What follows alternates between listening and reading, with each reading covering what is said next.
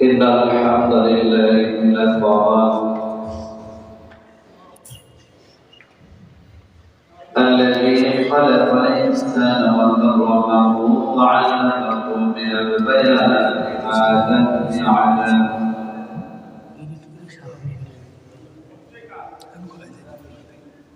فسبحان الذي لا يحصى امتنانه في اللسان ولا في القلم ونشهد أن لا إله إلا الله وحده لا شريك له ونشهد أن سيدنا وسندنا وحبيبنا وطبيبنا ومولانا محمدا عبده ورسوله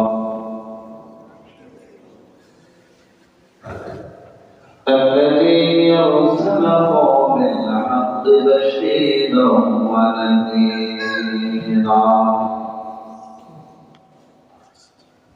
وداعيا إلى الله بإذنه وسراجا وقمرا منيرا فقد قال الله تعالى في كلامه المجيد وفرقانه الحميد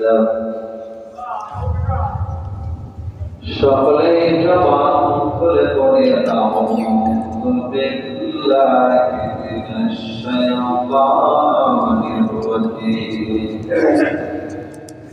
বিসমিল্লাহির রাহমানির রাহিম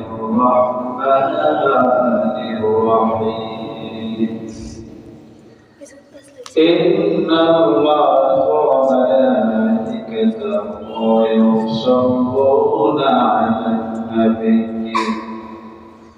يا أيها الذين آمنوا صلوا عليه وسلموا تسليما اللهم صل على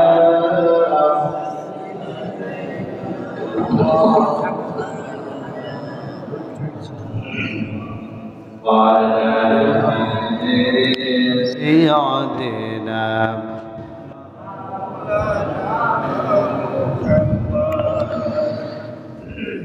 যে মানুষের বেদনায় কেঁদেছিলেন জীবন মদিনায়, সেই মানুষে মাটি যদি হয় এত সুন্দর, না জানি তাহলে তুমি কত সুন্দর, কত সুন্দর। আল্লাহুম্মা সাল্লি আলা সাইয়্যিদিনা মাওলানা মুহাম্মদ ওয়া আলা আলিহি।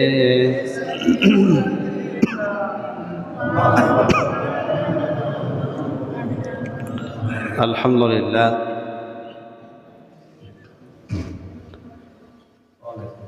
যাই হোক, এখানে রব্বুল আলামিনের লাখ কোটি শুকরিয়া যে মহান তাবারক ওয়া তাআলা অত্যন্ত মহাব্বত করে ভালোবেসে পবিত্র মাস, একটি পরিপূর্ণ বরকতপূর্ণ একটি মাস শাবান মাসের পূর্বে শুরুর লগ্নে যে মহান আল্লাহ তাআলা 2025 সালে জানুয়ারি মাসের শেষ জমাতে আল্লাহ তাআলা আমাদেরকে যাচাই করে বাছাই করে দুনিয়াবি সমস্ত কাজ থেকে বিরত রেখে মহান আল্লাহ রাব্বুল আলামিনের ঘরে আসার মতো সুযোগ দান করেছেন। সকলেই সেই রবের প্রতি শুকরিয়া জ্ঞাপন করছি, বলে আলহামদুলিল্লাহ। অতঃপর লাখ কোটি দরুদ ও সালাম মুক্তির দিশার সাইয়্যিদুল মুরসালিন খাতামুন নাবিয়্যিন রাহমাতাল লিল আলামিন, ওই নবীর প্রতি দরুদ ও সালাম যেই নবীকে আল্লাহ রাব্বুল আলামিন সৃষ্টি না করলেন, পৃথিবীর কোনো কিছুকেই তিনি সৃষ্টি করতেন না, সেই মহামানবের প্রতি সকলেই দরুদ ও সালাম পাঠ করছি। সকলে পড়ি সাল্লাল্লাহু আলাইহি ওয়াসাল্লাম।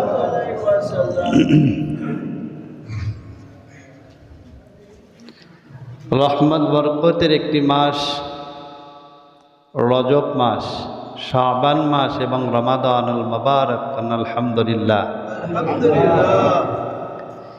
এর মধ্যে রজব মাস আমাদের মাঝখান থেকে বিদায় নিচ্ছেন, শাবান মাস আগমন।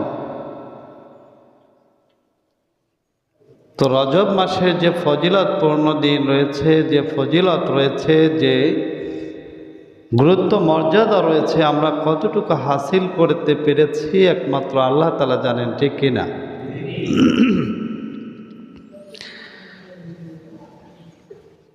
তো আমরা 3টা মাস 4টা মাস আল্লাহ কাছে অতি উত্তম, যার মধ্যে রজব মাস ছিল। আলহামদুলিল্লাহ বলেন। আলহামদুলিল্লাহ। এই রজব মাসে মিরাজের ঘটনা, নবীর ইতিহাস অনেক শুনেছেন আপনারা, অনেক অনেক আগের থেকে শুনেছেন, অনেকেই জানেন। কিন্তু এমন একটি মাস আগমন করছে যার নাম শাবান মাস। বলেন আলহামদুলিল্লাহ। জমিতে যখন আমরা কোনো ফসল বীজ বপন করি, তো বীজ বপন করার সঙ্গে সঙ্গেই কিন্তু আমরা ফলের আশা করতে পারি না, ঠিক কিনা? তো আমরা কি করি, সেটার জন্য 2-3 মাস একটা স্টেপ সময় আছে। আজকে পেঁয়াজ লাগাইছেন, আজকে পেঁয়াজ তুলতে পারবেন? একটা সময় তার জন্য আছে না নাই? একটা মৌসুম আছে, একটা সময় নির্ধারণ করা আছে। একটা ফসল যদি আপনি জমিনে বীজ বপন করেন, সেই দিনে ফসল পাবেন না।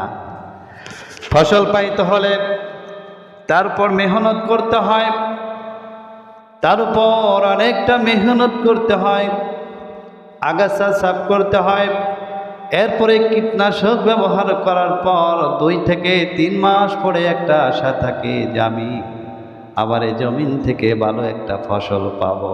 সুবহানাল্লাহ, ঠিক কিনা? এরকম আশা থাকে কিনা? আমরা যেহেতু কৃষি জমি, কৃষি মানুষ, শ্রমজীবী মানুষ, আমাদের এরকম একটা আশা থাকে। আল্লাহ রাব্বুল আলামিনের রজব, শাবান, রমজান, এই 3টি মাস, রজব মাস ছিল বীজ বপন করার একটা মাস, আর শাবান মাস হলো পরিচর্যার মাস। সুবহানাল্লাহ।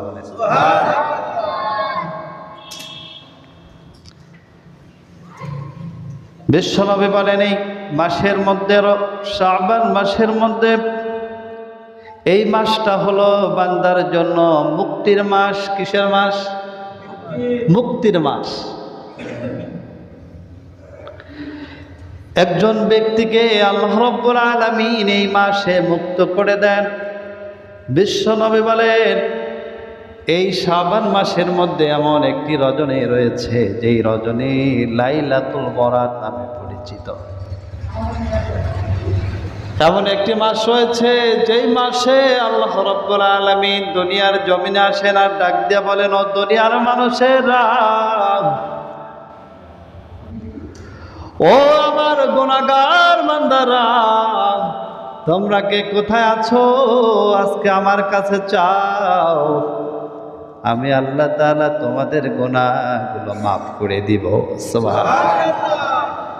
কে আছো? এমন একটি মাস, এখানে আল্লাহ তাআলা নিজে আপনাকে আহ্বান করছে।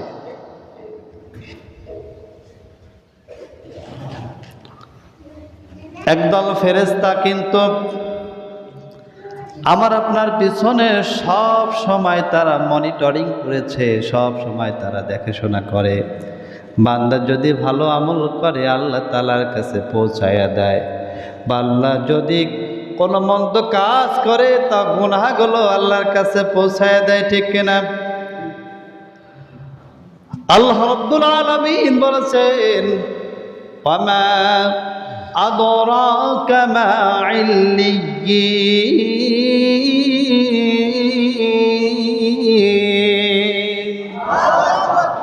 পক্ষান্তরে বলেছে ওয়ামা আদরাকা মা সিজ্জিন। আল্লাহু আকবার। সাহাবীরা আরজ করলেন ইল্লিয়্যিন মানে কি? বিশ্বনবীকে আল্লাহ তাআলা জানায় দিয়েছেন ওয়ামা আদরাকা মা ইল্লিয়্যিন কিতাবুম মারকুম ইয়াশহাদুহুল মুকাররাবুন। ইল্লিয়্যিন এমন একটা জায়গা বান্দা যা নেকামল দুনিয়াতে করে আল্লাহ রাব্বুল আলামিনের ফেরেশতা সংরক্ষণ করে ইল্লিয়্যিনের মধ্যে রাখে। সুবহানাল্লাহ। আমার আপনার জন্য আমল নামা আছে, এটাকে সংরক্ষিত করেন ফেরেশতারা, তারা রেকর্ড করেন, সেটা সংরক্ষিত করে যেই স্থানে রাখেন তার নাম ইল্লিয়্যিন। যেটা ভালো আমলগুলো রাখেন, ভালো আমলগুলো যেই জায়গায় রাখেন তার নাম হলো ইল্লিয়্যিন।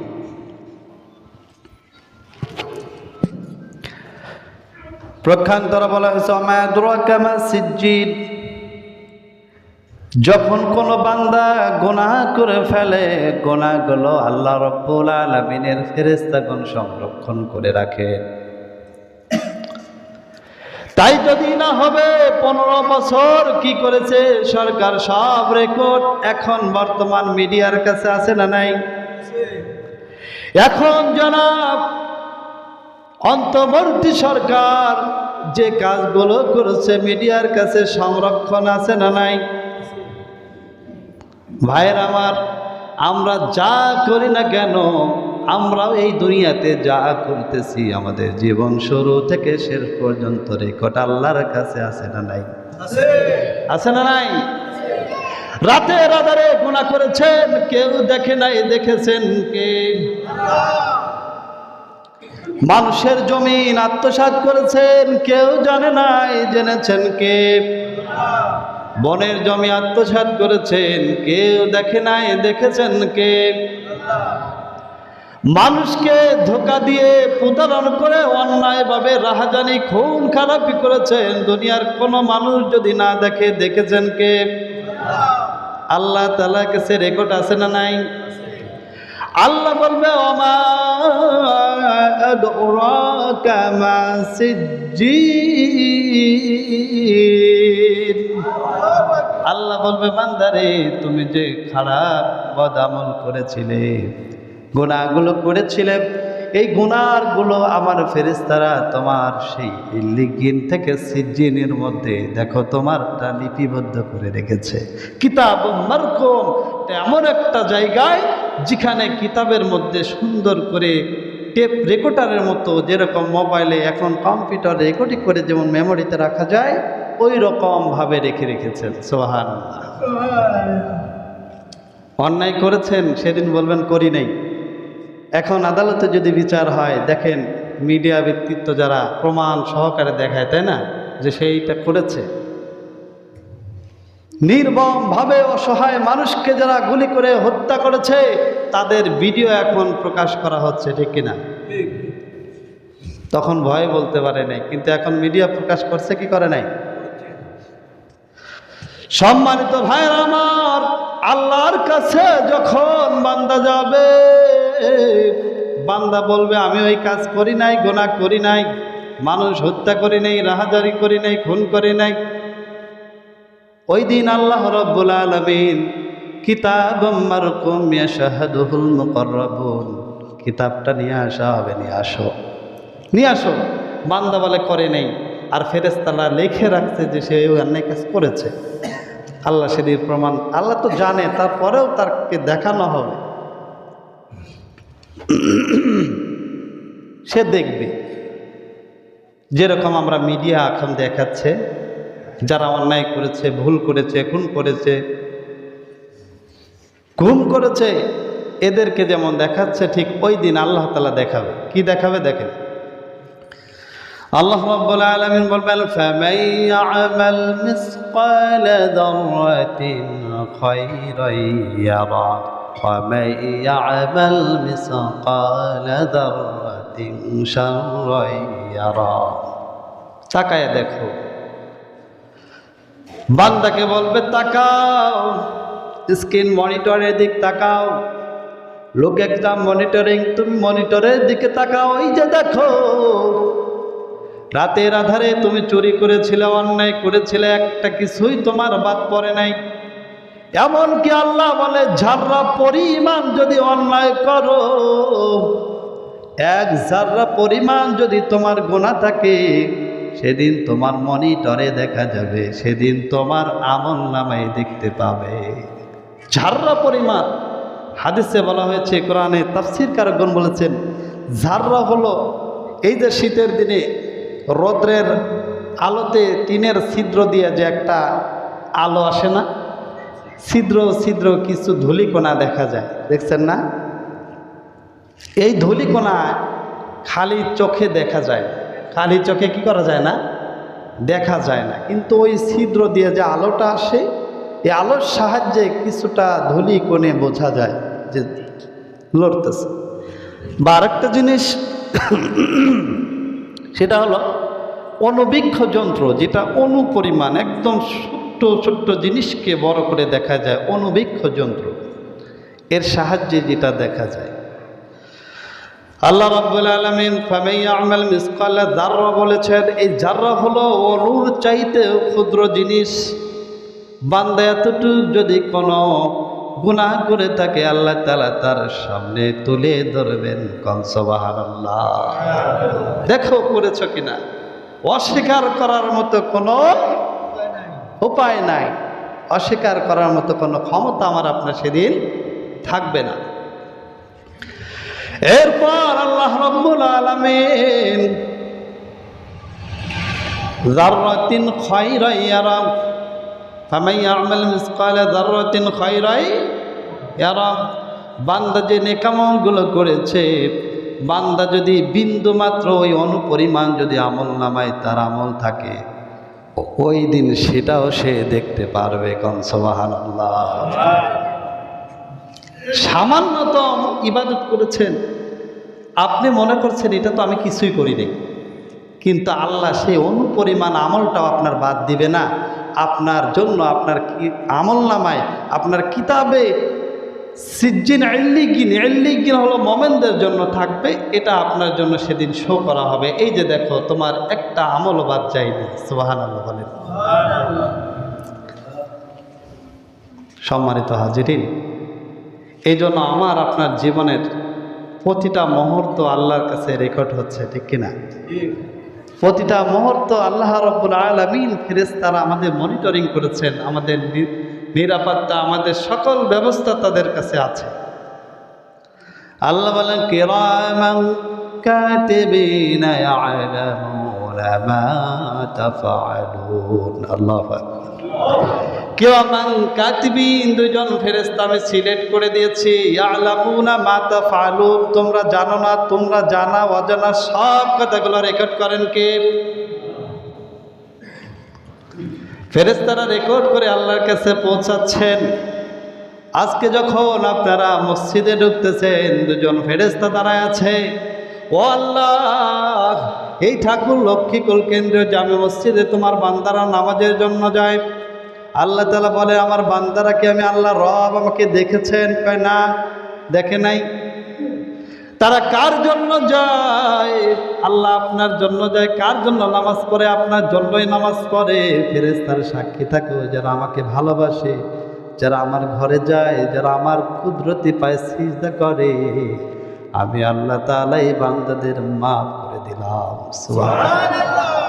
অসংখ্য ফেরেশতারা মাফের জন্য, রহমতের ফেরেশতারা আপনার জন্য দোয়া করে, আর আপনি নামাজ হতে না হতেই দৌড়ান, ঠিক কিনা? হাসান এরা। সম্মানিত ভাইরা আমার, এজন্য আসুন, জানি না কখন কোন মুহূর্তে দুনিয়া থেকে চলে যাবে। এই দুনিয়া আপনা আমার জন্য কিছুই না, সব থেকে যাবে, কিন্তু শুধু আমার আমলটা আল্লাহর কাছে যাবে। এই আমলটা পরিশুদ্ধ শুদ্ধ করে আল্লাহর কাছে নিয়ে যেতে হবে, তাহলেই আমার আপনার জন্য কবরটা প্রশস্ত, জান্নাতের রাস্তা সহজ। সুবহানাল্লাহ। এটাই সেই মাস, রজব মাস শেষ, শাবান মাস শুরু। যে কথা বলতেছিলাম, আল্লাহ তাআলা তারে ডাক দিয়ে প্রথম ঘোষণা করবেন ক্ষমার। 1 নম্বর ঘোষণা কি? ক্ষমা। আল্লাহ রাসূল বলেন এই মাসে, বিশ্বনবী বলেন এই মাসের এমন একটি রাত আছে আল্লাহ তাআলা প্রথম ঘোষণা থাকবে বান্দার জন্য ক্ষমা। এই দুনিয়ার মানুষ সাধারণ ক্ষমা করে দেওয়ার পরে যুদ্ধ অপরাধী করে বিচার করে, কিন্তু সম্মানিত ভাইরা, আল্লাহ তাআলা যদি কাউকে ক্ষমা করেন সে নিষ্পাপ মাসুম হয়ে যায়। কোন সুবহানাল্লাহ। নিষ্পাপ হয়ে যায়। কোন ব্যক্তি যদি আল্লাহর কাছে একবার ক্ষমা চায়, এমন একটা রাতের বর্ণনা বিশ্বনবী বলেন, এই রাত্রে যদি কোনো ব্যক্তি আল্লাহর কাছে চায়, আল্লাহ আমি অভাবগ্রস্ত, আমার স্যান্ডেলের ফিতা ছিঁড়ে গেছে। কিসের জন্য দোয়া চায়? স্যান্ডেলের ফিতার জন্য যদি কোনো দোয়া করে, বিশ্বনবী বলেন আল্লাহ রাব্বুল আলামিন ওই অভাবটাকে পূরণ করে দেবে। সুবহানাল্লাহ। ওই অভাবটাকেও তিনি পূরণ করে দেবেন। তাহলে চাইতে হবে। এই মাসটা মুক্তির মাস। আমি বলেছি প্রথমেই যে এই মাসটা মুক্তির মাস, গুনাহ থেকে মুক্ত হওয়ার মাস। কোন সুবহানাল্লাহ।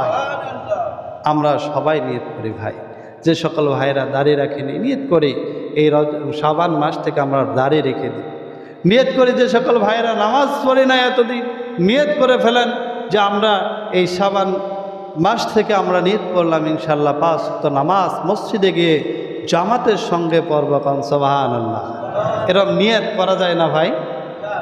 আমার আপনার তো আমল যাবে সাথে, আমি আপনি কেউ যাব না। অর্থ সম্পদ, অট্টালিকা, বাড়ি গাড়ি, নারী, কেউ যাবে না আপনার সাথে।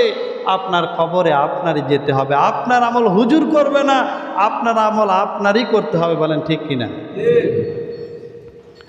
তাহলে আল্লাহর 1 নম্বর ঘোষণা থাকবে হলো এই মাসটা বান্দার জন্য মুক্তির মাস। বান্দা শুধু আমার কাছে বলবে, আমি তার বিপদ আপদ সমস্ত অভাব থেকে মুক্ত করে দিব। সুবহানাল্লাহ। আমরা মুক্ত হতে চাই কি চাই না? কারা কারা চাই একটু হাত তুলেন। লিল্লাহি তাকবীর। সবাই আমরা মুক্তি চাই, আল্লাহ কবুল করেন। সকলে বলেন আমিন। সম্মানিত ভাইয়েরা আমার, আল্লাহ প্রথম আসমানে ডেকে বলে, ও আমার বান্দারা আমার কাছে চাও, গুনাহ থেকে মুক্ত চাও, অভাব থেকে মুক্ত চাও, ঋণ আছে মুক্ত চাও। আমি সবাইকে আজকে সাধারণ ক্ষমা ঘোষণা করলাম। আল্লাহর ক্ষমা যদি ঘোষণা করে, আর চাইতে বড় আর কি হতে পারে? কিছু হতে পারে? সম্মানিত ভাইরা, এই মাস হলো এই শাবান মাস। সাবান দিয়ে যেরকম পরিষ্কার করলে জামা কাপড় পরিষ্কার হয়ে যায় না সাধারণত যে সাবান, ঠিক এই মাসটা আমাদের দিলকে এভাবে পরিষ্কার করতে হবে। এই মাসে রাসূল সাল্লাল্লাহু আলাইহি সাল্লাম বলেন, তিনি শাবান মাসকে এত গুরুত্ব দিতেন, এত স্মরণ রাখতেন যে অন্য কোনো মাসকে তিনি এত স্মরণ রাখতেন না। কেননা এই মাসটাই হলো রমজানের সূচনা। সুবহানাল্লাহ। তাহলে আমি বলছি যে 3টা মাস। একটা মাস হলো বীজ বপন করার মাস, দ্বিতীয় মাস হলো পরিচর্যা মুক্ত করার মাস, আর তৃতীয় মাস হলো রমাদান আল মুবারক, যেটা ফসল ফলানোর মাস, ফসল ঘরে তোলার মাস। সুবহানাল্লাহ। তো আমরা সাধারণত যেহেতু কৃষি শ্রমজীবী মানুষ, পরিচর্যা যদি ভালো না হয় ফসল ভালো হয় ভাই? এই যে আপনারা রসুন বীজ বপন করেছেন, রসুন লাগিয়েছেন, পেঁয়াজ লাগিয়েছেন, এটা শুধু লাগাই রাখেন আর কিছু করেন না, হবে? কীটনাশক দিতে হবে, আগাছা সাফ করতে হবে। এটা পরিচর্যা যখন করবে তখন আপনি একটা ভালো ফসলের আশা করতে পারেন, ঠিক কি না? পরিচর্যা না করে যেমন ভালো ফসলের আশা করা যায় না, ঠিক শাবান মাসের ইবাদত না করে রমজানের রোজা রেখে আল্লাহর কাছে ক্ষমা চেয়ে পার পাওয়া যাবে, ফসলটা ভালো হবে না। সুতরাং এই মাস থেকে আমরা শুরু করি। আমরা পারবো না ভাই শুরু করতে? সবাই নিয়ত করেন 5 ওয়াক্ত নামাজ আল্লাহর রাস্তায় আমরা জামাতের সঙ্গে পড়বো। আল্লাহ তাআলা কবুল করেন। সকলে বলেন আমিন। সম্মানিত ভাইরা, যে কথা বলতেছিলাম যে হয়তো আমার আপনার জীবনে এই যে আজকে রজব মাস চলে গেল, আজকে শেষ দিন, রজব মাস আমার আপনার জীবনে আবার পাবো এমন গ্যারান্টি আছে কি? একটি হাদিস বলেই শেষ করব। বিশ্বনবী বলেন, যখন মালাকুল মাউত কারো কাছে আসবে, আল্লাহ তাআলা মালাকুল মাউতকে একদিন রাখবেন, যেদিন কিয়ামত হবে। কিয়ামতের একটু বর্ণনা বলি। আল্লাহ তাআলা মালাকুল মাউতকে ডাকবেন যে, হে মালাকুল মাউত, এই পৃথিবীতে যত মানুষ আছে সবার জানকে তুমি কবজ করে নাও। এই যে আজকে আমি ক্ষমতা দেখাই, একজন ক্ষমতা দেখাচ্ছে, এই ক্ষমতা মরার পরে কোনো দাম আছে? সব ক্ষমতার মালিক যিনি, তিনি হলেন আজ ক্ষমতাকে ক্ষমতা মনে করা যাবে না। আজ আছে ক্ষমতা, কাল নাও থাকতে পারে। আজ ক্ষমতা নাই তাই বলে তাকে তুচ্ছ মনে করা যাবে না। আপনার এই ক্ষমতা নাও থাকতে পারে, ঠিক কিনা?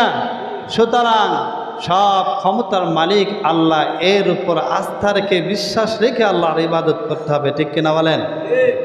সম্মানিত ভাইরা আমার, মালাকুল মাউতকে আল্লাহ তাআলা ডাকবেন। আজরাইল সালাতু ওয়াস সালাম, পৃথিবীর মধ্যে যত মানুষ আছে, যত জিন আছে, সবার জানকে কবজ করে দাও। সবার জানকে কবজ করা হবে।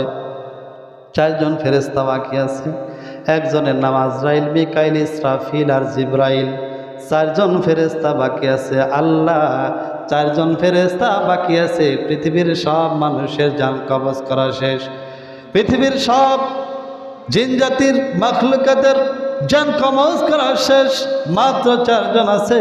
আল্লাহ তাআলা আজরাইলকে বলবে, আজরাইল রে, তোমার জান তুমি নিজেই কবজ করো। বাকি 3 জনকে করার পর তার জানটাও সে নিজে যখন কবজ করবেন, আল্লাহ তাআলা ওই দিন আরশ কুরসিতে বসে বলবেন, লিমানিল মুলকুল ইয়াউম লিল্লাহিল ওয়াহিদিল কাহ্হার।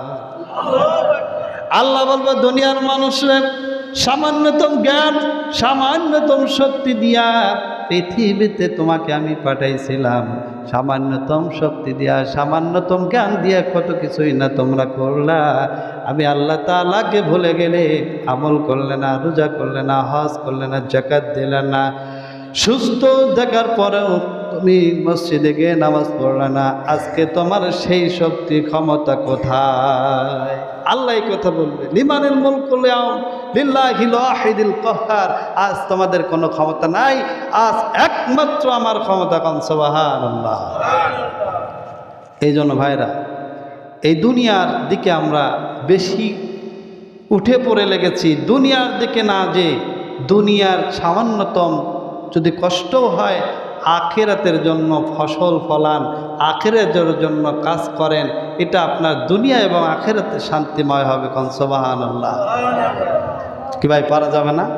একটু কষ্ট হলেও, দুনিয়াতে একটু কষ্ট হলেও আখিরাতের জন্য আমরা চেষ্টা করব, সেখানে সফলতা অর্জন করার জন্য, জান্নাতের মেহমান হওয়ার জন্য।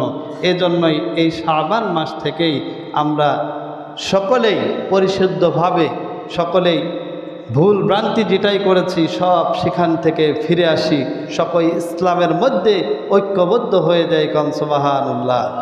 ইসলাম যারা কোনো জায়গায় শান্তি, যারা মনে করছে এই দলে গেলে শান্তি, না শান্তি নাই, ওই দলে গেলে শান্তি, না শান্তি নাই।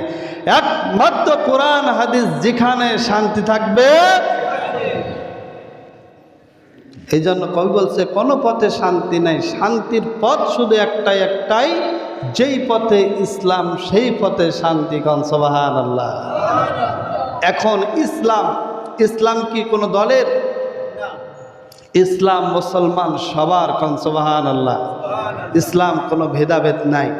ইসলামে বিধর্মীদেরকেও কটু কথা কওয়া নিষেধ আছে, যে আপনি অন্য ধর্মাবলম্বীদেরকে গালিগালাজ করবেন, এমনটাও করা যাবে। সুতরাং আসুন আমরা সকলে ঐক্যবদ্ধ হই, ইসলামের জন্য, দ্বীনের জন্য মেহনত করি, নিজের জীবনকে পরিশুদ্ধ করি, নিজে আমল করি, কবরটাকে প্রশস্ত করি, জান্নাতের মেহমান হই। সকলে বলেন আমিন।